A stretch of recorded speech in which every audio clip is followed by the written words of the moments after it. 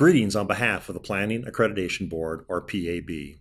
This is the third in a series of 5 training modules designed to explain in more detail our criteria and prepare you for your role as a member of a site visit team. As you go through the training module, you may stop the presentation at any time and restart as necessary.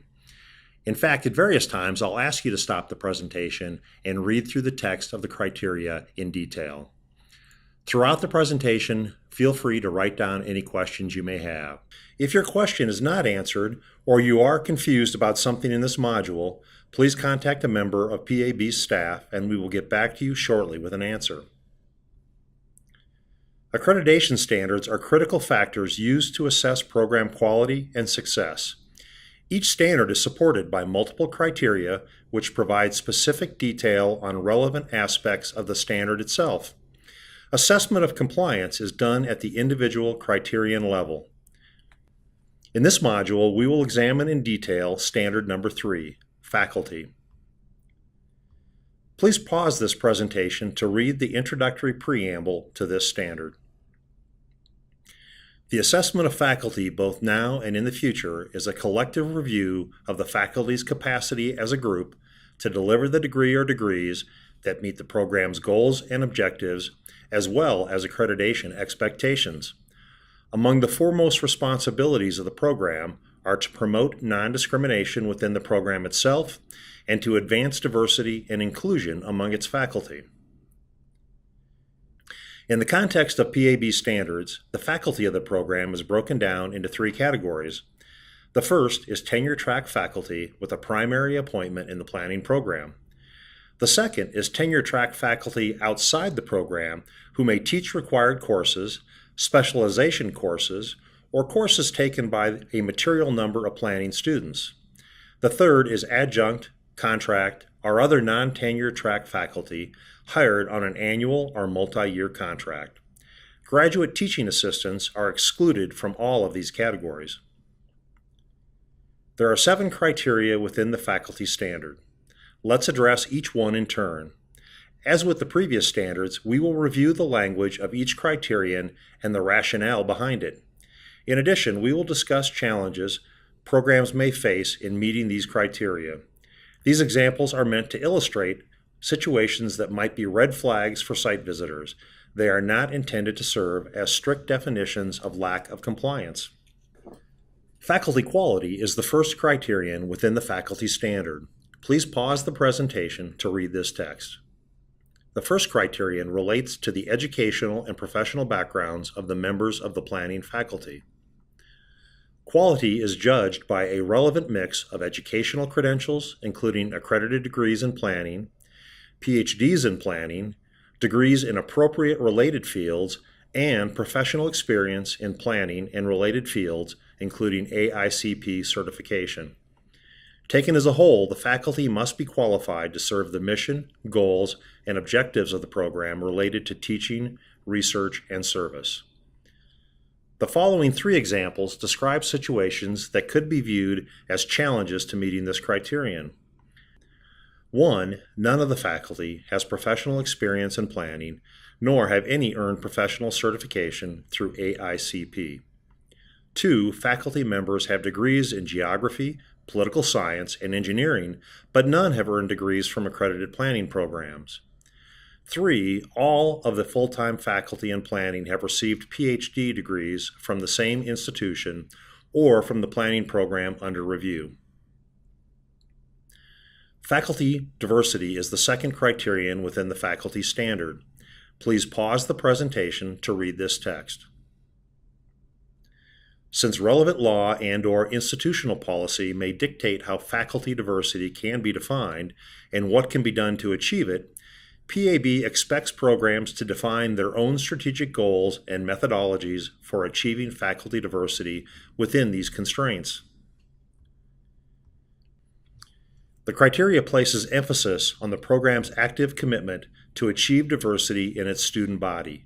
In particular, to demonstrate compliance, a program should provide a clear definition of diversity as it is relevant to its goals and objectives, and should set clear goals to achieving the kind of diversity that it considers appropriate. Diversity can be defined in different ways based on a program's unique mission and circumstances. Although race and ethnicities are the most commonly recognized elements of diversity, other elements could be relevant and appropriate, including gender, socioeconomic status, or sexual orientation. That is what is meant by diversity not being a static concept. Nevertheless, a program's goals for diversity should be consistent with the overarching goal of the standard to enhance opportunities for underrepresented groups. Faculty demographic data are collected and analyzed to measure a program's progress in achieving its strategic goals related to diversity. It is this process of strategic planning, goal setting, measurement, assessment, and refinement that provides evidence of commitment towards diversity-related strategic goals. The following three examples describe situations that could be viewed as challenges to meeting this criterion. 1. A program with a strong commitment to educating students to practice planning in underrepresented communities has no strategic goals for diversifying its faculty. 2. A program has completed no assessment of its actions in attempting to achieve its strategic goals for faculty diversity. 3. A program may have strategic goals for significantly greater diversity within its faculty, but tenure-track faculty hired since the last accreditation visit resulted in less diverse faculty than before. Faculty size is the third criterion within the faculty standard. Please pause the presentation to read this text. This criterion deals with the size of the faculty who are involved in the degree program under review. First, the program must have enough faculty to serve the teaching mission of the program and serve students appropriately. Full-time faculty are expected to teach required courses and direct all areas of specialization or concentration. Second, there must be sufficient number of faculty so that the program can be administered effectively, fulfill its mission, and continue to advance its strategic goals. No set number of faculty are required to meet this criterion, but PAB requires that programs have no greater than a 15-to-1 undergraduate student to instructional faculty ratio and a 10-to-1 ratio of graduate students to instructional faculty. To account for part-time students and instructors, full-time equivalents, or FTEs, are used in calculating the number of students and instructors for these ratios. PAB provides definitions for programs to use in calculating the full-time equivalencies for both student FTEs and for faculty FTEs. The following three examples describe situations that could be viewed as challenges to meeting this criterion. 1. The number of full-time faculty are too low to teach required courses and/or direct specializations within the curriculum. 2. Adjunct faculty have been let go due to budget reductions and enrollment has increased steadily, resulting in a ratio of graduate students to teaching faculty exceeding 10-to-1. 3. The number of tenure-track faculty declines due to retirements and/or resignations, and there are no plans for hiring tenure-track replacements. Engagement with students is the fourth criterion within the faculty standard. Please pause the presentation to read this text. Planning faculty are expected to be engaged with students in many ways beyond the classroom.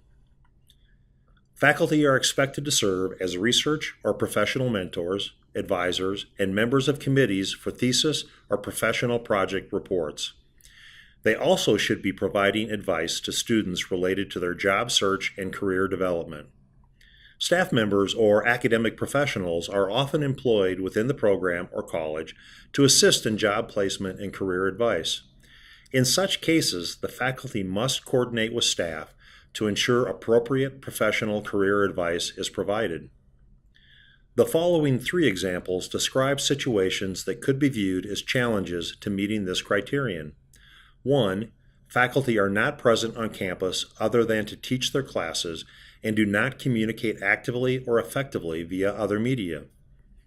2. Students report difficulty in engaging with faculty. 3. Faculty have delegated career guidance to academic staff, but those staff have no professional experience or expertise in planning. Research, scholarship, and other activities is the fifth criterion within the faculty standard. Please pause the presentation to read this text. This criterion addresses the scholarly, research, outreach, and other creative aspect of faculty workload. Expectations for research and scholarship differ across universities. In addition, mission statements of planning programs can emphasize different aspects of scholarly activities. Therefore, it is critical that this criterion be judged on the basis of the university expectations as well as the program's own mission. In all cases, teaching and administrative workloads must be appropriate to permit the level of research and scholarship expected at the institution and for the stage of the faculty member's career. Another aspect of this criterion relates to ensuring that the research and other creative activities are subjected to peer review appropriate to the scholarly or practice orientation of the work. A peer review process that spans publication, conference presentations, and professional juries ensures that the research, scholarship, or other creative activity meets high standards. A program's approach to assessing faculty productivity should be explained in the self-study report, particularly if there are different expectations among faculty. Finally, teaching and administrative assignments should allow sufficient opportunity to pursue research and scholarly achievements. The following 3 examples describe situations that could be viewed as challenges to meeting this criterion. 1. In a program with a strong mission to conduct research and scholarship, faculty teaching loads are so high that there is little time available during the academic year to conduct research.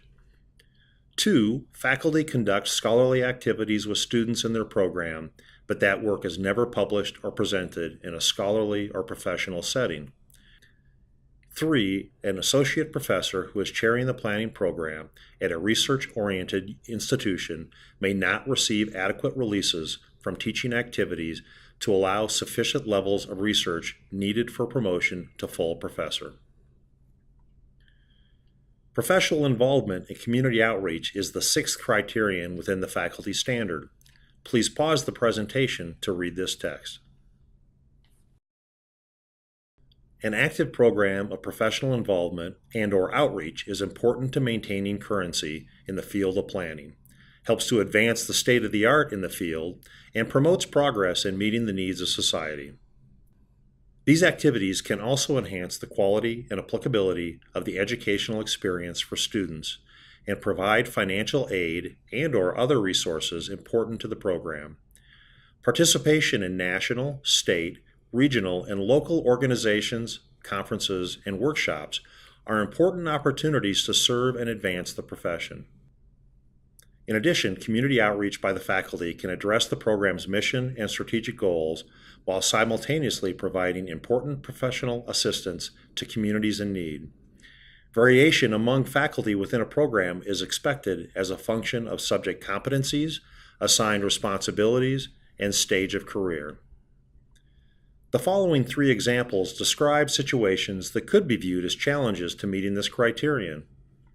1. Faculty in a program with a strong outreach mission conduct little professional work in the community due to conflicting time demands for teaching and scholarly publications.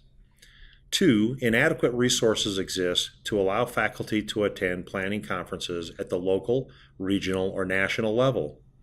3. None of the faculty in the program is active in the American Planning Association or other national or local planning organizations. Professional development is the 7th and final criterion within the faculty standard.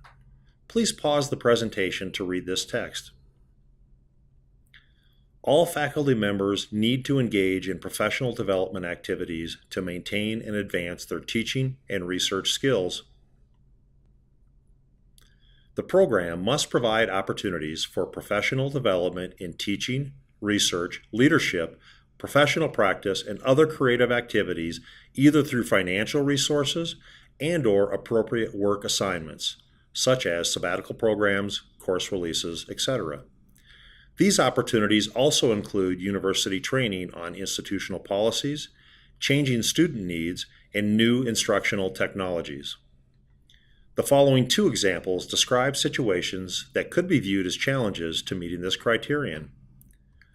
1. A program has no resources available to permit faculty professional development in areas critical to the program's mission and strategic goals. More specifically, no programs exist on campus to permit research sabbaticals for faculty, nor is there any flexibility in adjusting teaching assignments to permit a faculty member to retool into a new and institutionally important research area. 2. An institution provides no faculty training programs on critical student issues in higher education, such as preventing sexual harassment and responding to a student in a mental health crisis.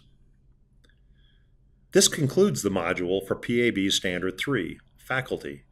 On behalf of the board and staff, we thank you for completing this training. We invite you now to return to the website to complete the module by taking a short quiz. You will receive your score for the quiz, and staff will record the results.